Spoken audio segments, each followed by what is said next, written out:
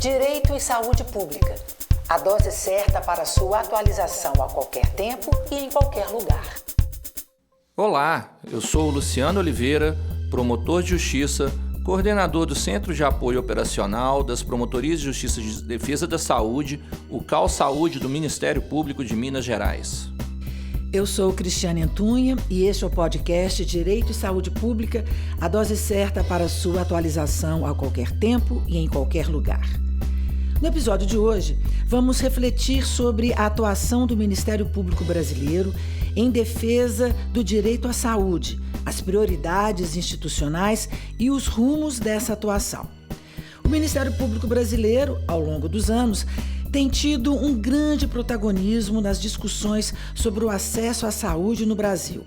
No relatório final da 10ª Conferência Nacional de Saúde, foi proposto que o Ministério Público seja o tutor da legislação em saúde, da assistência social e do Estatuto da Criança e do Adolescente, fiscalizando sua implantação e execução nos setores público e privado, e tomando as providências cabíveis no caso de descumprimento do texto legal. Para refletir sobre o histórico de atuação do MPMG e os novos caminhos para a instituição, o nosso convidado é o Procurador de Justiça do Ministério Público do Paraná, Marco Antônio Teixeira, que coordena o CAL Saúde do MPPR. Seja muito bem-vindo. É um prazer recebê-lo. É um prazer te receber aqui, Dr. Marco Antônio. Olha, o prazer, né, e certamente o gosto de aqui estar é meu. Eu agradeço muito pelo convite que me foi dirigido e que me distinguiu muito esse convite. Doutor Marco Antônio, como o senhor então avalia historicamente a atuação do Ministério Público Brasileiro em defesa do direito à saúde? Ele tem correspondido às necessidades da população brasileira? É uma pergunta que precisaríamos, talvez, de 3 podcasts, né? Mas tentando ser bastante sucinto, e a senhora falou na questão histórica, né? Historicamente, nós temos um gap na nossa formação sanitária que já provém da academia, né? Ou seja, os promotores não entram na nossa instituição com um conhecimento que seja mais adequado a trabalhar desde logo com questões de saúde pública. Então, nós temos um problema de formação sanitária. Isso faz com que, de uma certa forma, no mesmo Ministério Público, tenhamos conhecimentos de direito sanitário muito assimétricos. Isso, de alguma forma, tem influenciado na nossa atuação. Mas é algo que se busca hoje, mais modernamente, antigamente um pouco menos, se busca equalizar, se busca dar condições de todos nós avançarmos no estudo e no conhecimento dessa importante matéria, né? Ao longo da história, aprendemos a conhecer a gestão pública de saúde, né? Do ponto de vista administrativo, as questões de regulação, as questões de planejamento, as próprias questões de gestão propriamente ditas. Isso foi um avanço muito grande, porque nós começamos, até antes dessa aproximação, digamos, de caráter um pouco mais operacional com a gestão de saúde, nós começamos num ciclo de judicialização que, no início, era algo no qual nós estávamos envolvidos, né? As instituições, de uma forma geral, depois de 1988, se nós preferirmos melhor, a partir de 1990, com o advento da Lei 8080, Lei Orgânica da Saúde, as nossas instituições não estavam preparadas para enfrentar a saúde, né? Sequer o próprio Poder Judiciário, Defensoria e um longo etc. Muito bem. E o que acontece? Acontece que a gente acaba criando um ciclo de judicialização que se consolida num modelo, né, que ainda hoje tem muito peso, né, no sistema de saúde, que é o modelo individual. Isso, na verdade, tem caracterizado muito o Brasil diante da experiência de outros modelos de timbre universal, com características de resolutividade e de igualdade. Então, isso nos criou algumas distorções, né?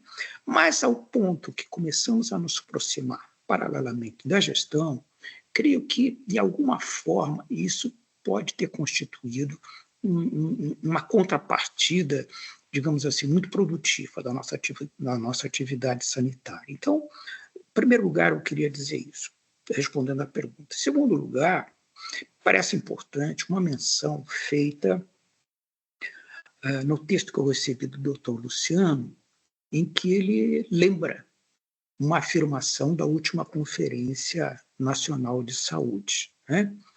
Em que nós vemos, pela dicção que houve lá nessa conferência, um momento de muita confiança na nossa instituição, né? Em relação aos valores da saúde e nos dizendo tutores, né, desse tipo de compromisso com a saúde nas várias áreas em que ela se desenvolve. Isso, dito por uma conferência nacional, que é a instância máxima do controle social, a instância superior da própria sociedade brasileira ao discutir saúde, é um valor institucional para nós muito profundo, né?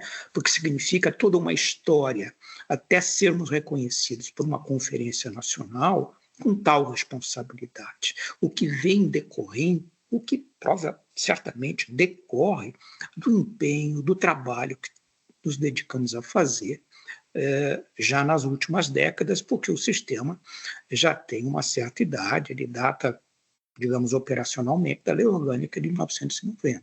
Portanto, há todo um retrospecto que culmina nesse reconhecimento da Conferência Nacional de Saúde. Agora, com relação às necessidades da população, eu tenho a impressão que todos nós, promotores e procuradores de justiça, temos que ter um olhar muito racional para a saúde.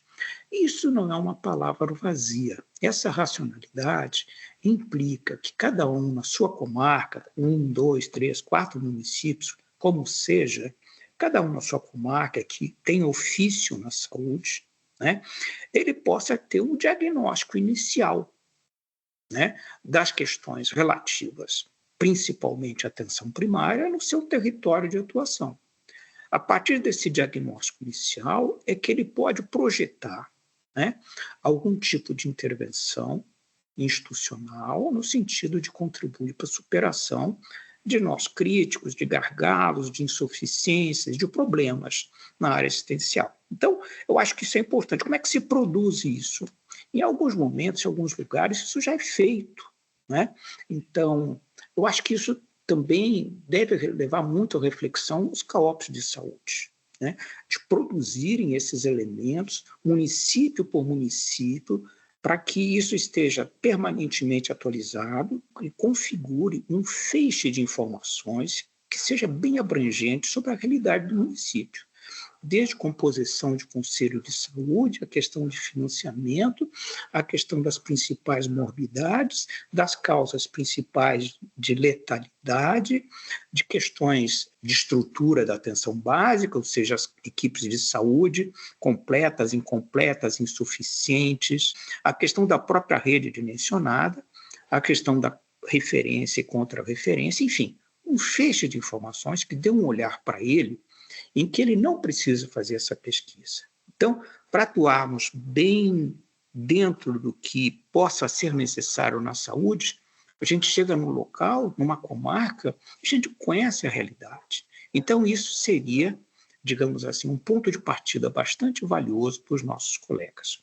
Para além disso, como necessidade, é importante nós pensarmos também que, dentre tantas coisas que se pode colocar como necessidades da nossa população, a nossa população ela talvez deva ser ouvida. Existem experiências de ouvir, de audição comunitária. A nossa população se serve dos serviços de atenção primária. Então, ela, melhor do que muitos, pode nos dizer onde estão as insuficiências, onde estão os problemas. A questão é que no Brasil, e a própria literatura nossa vai nesse sentido, nós nos habituamos a pensar na população como controle social. Agora, temos que saber que existe uma grande sociedade civil não organizada e que não é ouvida. Acho que o controle social tem o seu papel, que é muito importante, mas não apenas, porque a Constituição fala em comunidade. E há um detalhe muito interessante, quando ela fala em ouvir a comunidade como diretriz do sistema único, ela não fala em sociedade, ela fala em comunidade. E isso tem um significado muito importante para nós, porque é na comunidade que as coisas de fato acontecem. A sociedade é um ente um pouco mais genérico, um pouco mais vago, do que a questão de comunidade. Bom, então é isso. Acho que temos que pensar em vazios sanitários, pensar no subfinanciamento endêmico da saúde pública, né? A gente vê contingenciamentos até recentes produzidos pelo governo federal, uma área que já está subfinanciada endemicamente, ainda sofre cortes no seu parafinanciamento. Então, a gente tem que pensar isso, porque isso, quando acontece no governo federal, repercute nos estados, repercute nos municípios, que, de uma forma, tem que fazer esforços adicionais para tentar contrabalançar essa receita que deixa de existir e não consegue. O resultado, passando a régua, é um plano de desassistência piorado. Desassistência e de acesso aos serviços de saúde essenciais. E, sobretudo, pensarmos de desenvolvermos estratégias de solução. Talvez solução seja uma palavra um pouco pretensiosa. Desenvolvermos estratégias de encaminhamentos positivos para evitar a judicialização.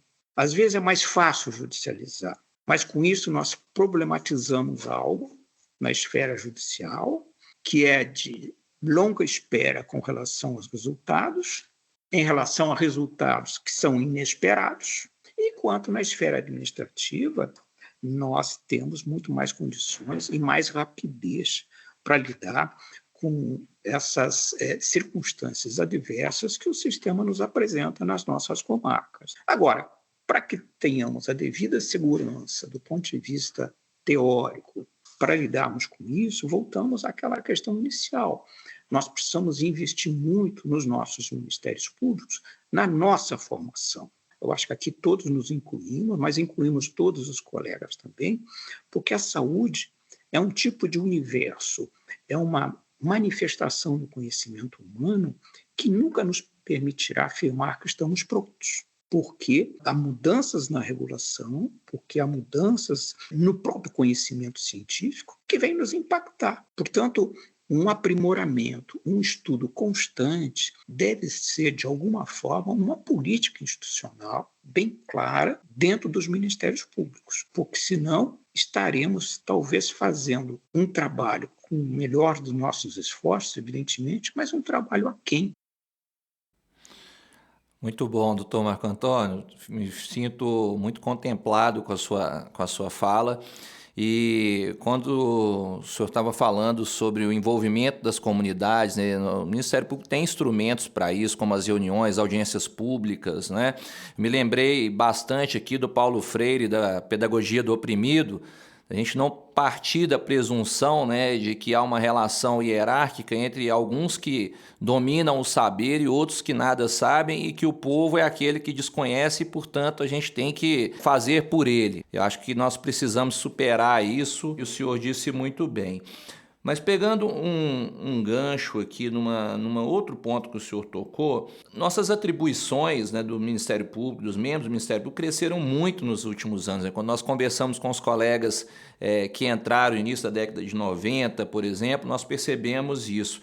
Como o senhor acredita, então, que os colegas, principalmente aqueles que estão em promotorias não especializadas e em comarcas de difícil provimento, podem atuar com efetividade na área da saúde? Isso é um desafio imenso. Nós somos promotores, sabemos exatamente, quando conversamos nessa perspectiva, do que estamos a tratar, que vivemos essa experiência dura da sobrecarga de tarefas, da ampliação das nossas atribuições, que é um processo contínuo e constante. Dito isso, nós temos um outro aspecto que não é nem colateral, é central a essa discussão. Muitos ministérios públicos, é o caso, por exemplo, do Paraná, têm nas atividades de saúde pública, por parte dos colegas, o atendimento individual das pessoas na promotoria, que é uma coisa que vem se desenvolvendo ao longo da nossa história. Aqui no Paraná, isso é uma espécie até de tradição, atender as pessoas que lá correm. Acontece que, segundo levantamentos, isso eu acho que pode estar se reproduzindo da mesma forma em outros estados, mas aqui, segundo levantamentos feitos pela nossa Subprocuradoria para Planejamento e pela própria Corregedoria, hoje, no Paraná, a maior carga de serviço, de procura de pessoas, de procedimentos administrativos, de ações, por incrível que pareça,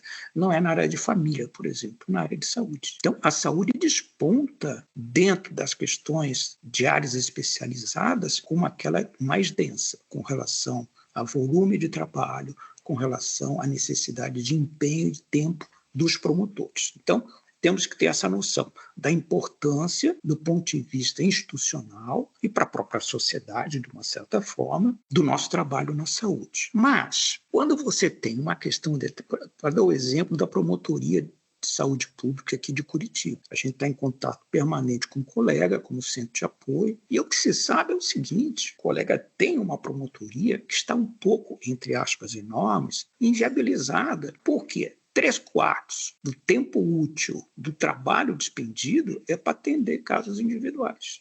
De forma que ele fica com 1/4 do tempo, um cálculo que foi feito, para atender as demais demandas. Não que o caso individual não seja importante, mas a gente tem que perceber que alguma coisa não está bem no sistema. Que as pessoas vêm procurar o Ministério Público neste volume é porque foram rejeitadas pelo sistema, por alguma razão, boa ou ruim. E a gente tem que entender que razões são essas para trabalhar nessas razões, porque não há outra forma de resolver o problema, para aqueles que atendem às questões de saúde também no plano individual. Agora, de outra forma, a questão da sobrecarga, ela pode e deve ser minimizada pelos nossos esquemas de planejamento institucional. Ou seja, nós temos que, após um debate com a classe, que é muito desejável, em que a própria classe possa apontar diretrizes para o planejamento do Ministério Público daquele estado, por exemplo, nós possamos identificar um segmento do planejamento em que você possa dar condições ao colega, não apenas impor-lhe novas obrigações, mas possa conceder um espaço para o colega de continuamente aperfeiçoar a sua formação, mas principalmente poder fazer escolhas em saúde para além das questões individuais, que isso é fundamental. Muitas vezes o promotor atuando em outras dimensões da saúde, de caráter mais coletivo, digamos assim, ele acaba, se bem sucedido, arrefecendo o número de pessoas que o procuram. De modo que essa lógica tem que permear o nosso planejamento. A instituição, as nossas instituições, precisam reconhecer que a saúde mudou muito. No início, a saúde era um patinho feio. Ninguém queria saber da saúde. Eu me lembro que eu passei por esse tempo. Ainda poucos ministérios públicos naquela altura, pouquíssimos, aliás, Minas era um deles. Também foi pioneiro, mas, enfim, contava-se nos dedos da mão de um lenhador descuidado com o número de MPs que tinham um trabalho já iniciado na saúde. Então, tudo mudou. Hoje, todos os ministérios públicos têm ofício em saúde pública. Mas, então, isso nos leva a uma outra realidade, certamente mais positiva, no sentido de procurarmos nos nossos instrumentos de planejamento, porque tudo tem que partir do planejamento, espaços de atuação, diretrizes que sejam factíveis para os colegas e que convençam os colegas, que interessem os colegas, que os colegas percebam nelas, digamos assim, um estímulo para atuarem de forma mais incisiva na saúde. E, por último, eu volto a dizer o seguinte, que para quem tem muito serviço, não adianta ter uma ambição muito grande nas questões de saúde. O que se deve fazer é desenvolver, com a ajuda de órgãos da gestão sanitária, mas é desenvolver o quanto possível, com presteza, um diagnóstico, uma impressão diagnóstica, através de uma ficha de situação do município, que existe em alguns municípios, mas quando isso não existir, o próprio colega pode produzir essas informações a partir do que ele possa se corresponder com os gestores, solicitando-as, de modo que isso é possível, porque não dá mais para a gente trabalhar com saúde apenas esperando o que nos vem à mesa, apenas o que surge na notícia, apenas o que alguém vem nos confidenciar. Isso continua existindo, mas não dá mais para trabalhar dessa forma. Você tem que ter uma visão um pouco mais aguda, um pouco mais extensa sobre o cenário da saúde. Doutor Marco Antônio, ainda nesse tema de planejamento, acho que é um ponto importante que o senhor está tocando, o Ministério Público tem um Plano Nacional de Atuação em Saúde Pública produzido no âmbito do Conselho Nacional de Procuradores Gerais dos Ministérios Públicos dos Estados da União, pela COPEDES, que é uma comissão que o senhor e que eu também atuo. De que forma os membros do Ministério Público poderiam atuar para que, mesmo diante das peculiaridades regionais, e, claro, preservando a independência de cada órgão de execução, a instituição possa fazer um trabalho coerente e de relevância nacional? Essa lembrança do nosso Plano Nacional de Atuação em Saúde ela é muito significativa, porque é o único documento produzido até esse momento, ao longo da nossa história, que já não é tão curta, de militância na área da saúde. Por quê? É um trabalho coletivo, produzido por colegas da COPEDES num primeiro momento, e que esse documento, que é o Plano Nacional, vem sendo revisto, vem sendo atualizado. A última atualização, inclusive, foi feita recentemente. Mas ele remonta a 1996, numa reunião conjunta que houve das comissões do CNPG e do próprio CNPG em Florianópolis. E nessa ocasião, a proposta que já havia tido consenso e redação pela COPEDES é apresentada ao CNPG. Todos os procuradores da época assinam, sem exceção, o primeiro plano, porque as atualizações constituem, alterações. Então, o que eu quero dizer é o seguinte, é um documento que já tem uma história, mas ele não tem ainda uma participação no pensar a saúde nos ministérios públicos. A gente precisa avançar, precisa valorizar esse documento. É um documento de trabalho coletivo, contou com a experiência de todos os colegas da COPEDES daquele momento e, posteriormente, nos momentos em que houve alterações, aditamentos, etc. Então, não é um documento feito solitariamente e é algo que o CNPG produziu até antes da existência do CNMP. E que está aí vivo até hoje. O que a gente tem que, talvez, pensar é que, em primeiro lugar, nos apropriarmos um pouco desse plano, nos aproximarmos, refletirmos em torno do que ele diz. E ele traz, dentre tantas questões interessantes, importantes, ele incorpora o que há de mais avançado em termos de atenção primária.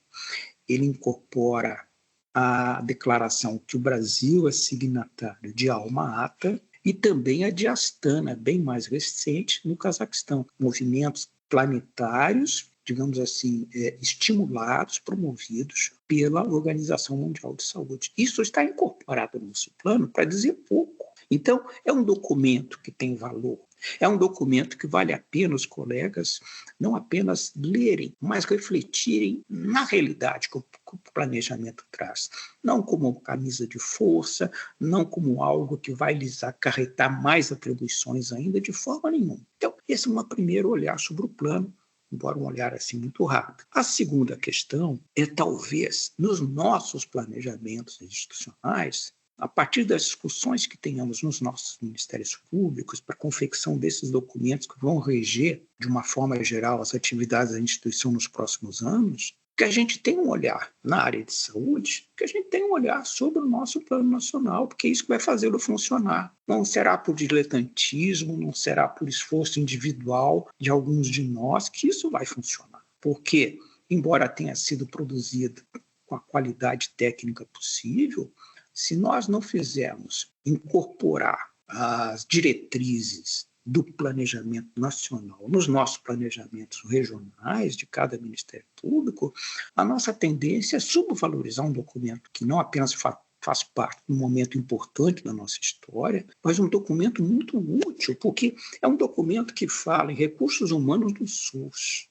É um documento que fala em planejamento e financiamento, gestão e controle. E mais ainda, fala em controle social. Aqui no Paraná, por exemplo, nos nossos planejamentos, a gente teve uma tríade muito consistente ao longo do tempo. O que é para nós, além de outros itens, né, que sempre têm importância e são considerados, mas o que é muito central para nós ao longo do tempo aqui no CAOP e até nas conversas com promotores são 3 itens. Primeiro, atenção primária, a gente tem que valorizar a atenção primária. Segundo, e cada vez mais, saúde mental. Isso sempre é um ponto, né, para nós de referência. E terceiro, controle social, participação da sociedade. Se a gente pensar um SUS sem a sociedade, uma sociedade apenas usuária, é um SUS pobre, um SUS aquém da Constituição, um SUS que não avança, que não ouve os seus usuários. Então, essas questões estão dentro do Plano Nacional do CNPq, que é o plano nosso, não é do CNPq, é o plano da instituição, é um documento de todos, não é de um órgão, né, que é o Conselho Nacional de Procuradores Gerais. Eu acho que é disso que se trata. Doutor Marco Antônio, para o futuro, o que o cidadão deve esperar, então, da atuação do Ministério Público? Houve mudanças na prioridade de atuação da instituição? Eu penso que o futuro nos trará, eu vou usar novamente a palavra desafio, mas pode ser enormes problemas. Mas quando a gente pensa positivamente no problema, a gente o chama de desafio. Então, por isso que eu prefiro usar a palavra desafio. Se a gente usar sem pensar muito, o que nos promete o futuro? Que realidades estão à nossa porta já, não no futuro distante, já estão à nossa porta, soleira da nossa porta. Então, eu diria que algumas coisas são inevitáveis. Por exemplo, em algum momento, nós teremos a irrupção de uma nova pandemia. Isso está dado. Não é se, é quando. E provavelmente será algo na linha do que aconteceu no passado recente, não apenas com a Covid. Lembrem que a pandemia que precedeu a Covid foi H1N1. Então, provavelmente teremos um agravo de natureza respiratória, com taxas de mortalidade significativas, e pronto. O SUS já desenvolveu um sistema de emergência sanitária. Mas é uma postulação regulatória, isso não é posto à prática, digamos assim, até porque, infelizmente, não temos tido motivo para pô-lo em prática. Mas, na verdade, eu temo um pouco que a experiência desenvolvida na Covid não nos tenha ensinado algumas coisas, pelo menos no sentido de prevenção. Porque se é inevitável nos termos em que a ciência moderna, a epidemiologia, a infectologia discute o assunto hoje, isso você vê em grandes revistas de saúde, como o Lancet, por exemplo, e outras mais, você vai ver que essa situação de uma nova pandemia é muito presente, muito presente. Não se sabe exatamente como ela se dará, qual será o vírus exatamente, mas isso está dentro do nosso cardápio do dia de hoje para amanhã. Outra questão que eu mencionaria, porque isso também faz parte do futuro bem próximo, são as interferências da inteligência artificial na saúde. Ou seja, a gente tem que imaginar, em outras áreas também, mas falando da saúde, de um ambiente de aproveitamento da inteligência artificial, mas com limites aceitáveis produzidos por estados soberanos, o quanto possível de forma democrática. A gente tem que imaginar que a inteligência artificial ela não é um produto dos estados nacionais, é um produto de corporações que têm interesses muito próprios em relação a esse fenômeno. Então, a gente tem que ter essa percepção e ver já os primeiros sinais da interferência desse novo fenômeno no Sistema Único de Saúde. Percebemos que a gente está envolvido nisso também. Então, a gente não tem, claro, ainda uma dimensão, uma quadratura do círculo. Não temos ainda, mas sabemos que o fenômeno está a ocorrer e que, portanto, precisamos prestar atenção. Faz parte, talvez, também da nossa dimensão de futuro na saúde, as questões ambientais. E aí, quando a gente fala das questões ambientais, que não são apenas climáticas, mas também são muito climáticas, o impacto disso na saúde é enorme em custos, em estrutura, em equipamentos deslocados, enfim, há todo um esforço. De qualquer forma, isso faz parte do futuro. Na fotografia do nosso futuro, nós temos as questões climáticas a afligir os sistemas de saúde, principalmente aqueles sistemas como o brasileiro, que tem característica universal, de atendimento universal, resolutivo, igualitário, etc. Então, eu acho que isso. E a questão climática nos leva, eu acho que a uma fronteira antiga, mas que agora ela se apresenta. de forma mais viva para todos nós. Que fronteira antiga que agora se apresenta de uma forma mais, até um pouco pungente? É o artigo 3º da Lei Orgânica, os fatores condicionantes da saúde. Cada vez mais nós vamos ter que pensar a saúde à luz desses fatores. A saúde não é apenas aquela definição simples da literatura, a literatura problematiza, evidentemente, né? Mas simples no sentido de ser uma fórmula, um estado de bem-estar físico, social, individual, etc, etc, etc. Ora, essa acepção, não vou dizer de conceito, não conceito, essa acepção de saúde, ela não nos basta mais. Primeiro porque a nossa legislação aqui no Brasil não a adotou. Isso é um conceito da Organização Mundial de Saúde. Até porque, em alguns momentos, quando a gente lembra dessa acepção de saúde, ela não deixa de ser um pouco a definição de felicidade humana, o estado de pleno bem-estar, em todas as dimensões que ele pode conter. Então, não pode o Estado se comprometer a produzir felicidade, ele tem que produzir saúde. Ele não pode ser responsabilizado porque as pessoas estão infelizes. Até o momento não chegamos nesse ponto. Então, a gente tem que trabalhar isso de outra forma. Quer dizer, o que está impactando na saúde hoje? Que gera judicialização, que gera gente na porta do Ministério Público, que gera procedimentos, que gera, enfim, uma série de movimentos e esforços institucionais. É o meio ambiente, é a questão de trabalho, a questão da habitação, a questão de saneamento, a questão de transporte, enfim, meio ambiente. Então, uma série de questões, todas arroladas no artigo 3º da Lei Orgânica da Saúde, são a nova fronteira, a fronteira do futuro. Não dá mais para pensar a saúde dentro de um perímetro fechado do sistema único. Cada vez mais o sistema único, pelo crescimento da população, pela complexidade que hoje as nossas populações apresentam, fenômenos culturais, fenômenos de conduta, isso tudo mudou.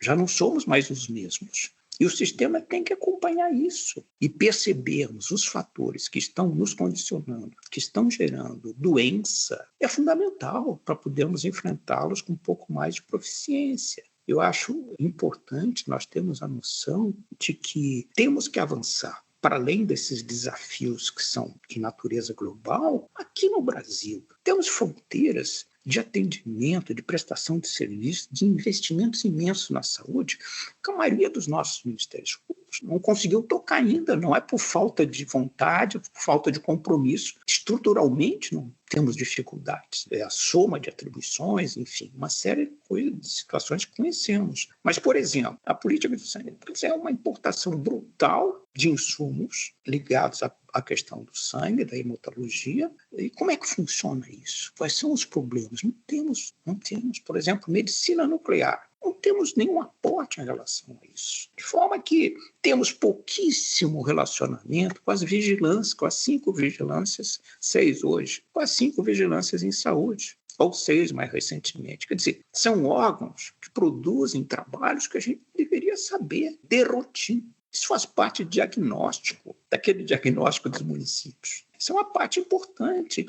E a gente não tem essa rotina. A gente, às vezes, tem até medo de ter essa rotina pela suposta sobrecarga que ela nos trará e que a gente vê que não é possível dar conta. E a gente tem que ter condições que as nossas instituições favoreçam de amparo para o colega, de que lhe deem condições, do ponto de vista do planejamento das ações, do bom enquadramento, da boa discussão com os colegas antes do planejamento, de reconhecer a saúde como uma área que não é mais um patinho feio como foi no início, é uma área fundamental, tão fundamental como qualquer área de importância no Ministério Público. A gente custou a entrar na saúde. Isso não foi a partir da Constituição de 88. Foi uns 4, 5 anos depois da Lei Orgânica que os primeiros ministérios públicos divisaram que havia na Constituição a saúde, de uma tal forma disposta que aquilo era uma obrigação inerente, evidente para nós. E desde que tivemos essa percepção, temos todos nós trabalhado dia e noite para ganhar espaço, para não decepcionar a população que confia em nós. O nosso compromisso é com o direito à saúde, direito do ponto de vista coletivo, mas também do ponto de vista individual. E esse respeito observado pelas instâncias governamentais de uma tal forma que o custo do direito realizado não seja refletido na instabilização do sistema de saúde. Nós temos que ter um sistema de saúde forte, bem financiado, bem dimensionado, como em tese ele está proposto, que conviva com avanços na efetividade de direitos que ainda são negados. Então, eu acho que é um pouco disso que se trata. Bom, no episódio de hoje, então, falamos sobre a atuação do Ministério Público Brasileiro em defesa do direito à saúde, as prioridades institucionais e os rumos dessa atuação, com as participações do Procurador de Justiça Marco Antônio Teixeira, do Promotor de Justiça Luciano Oliveira e minha, Cristiane Antunes. Doutor Marco Antônio, muito obrigado pela sua participação. Muito obrigado, doutor Marco Antônio. O agradecido sou eu. O roteiro desse episódio é de Luciano Oliveira, quem assina a direção é Eduardo Cury. O podcast Direito e Saúde Pública é uma produção do Ministério Público de Minas Gerais. Eu já convido você para o próximo episódio, dia 2 de setembro, no Spotify. Você também pode escutar na Rádio MP e no YouTube. Até lá! Direito e Saúde Pública. A dose certa para sua atualização a qualquer tempo e em qualquer lugar.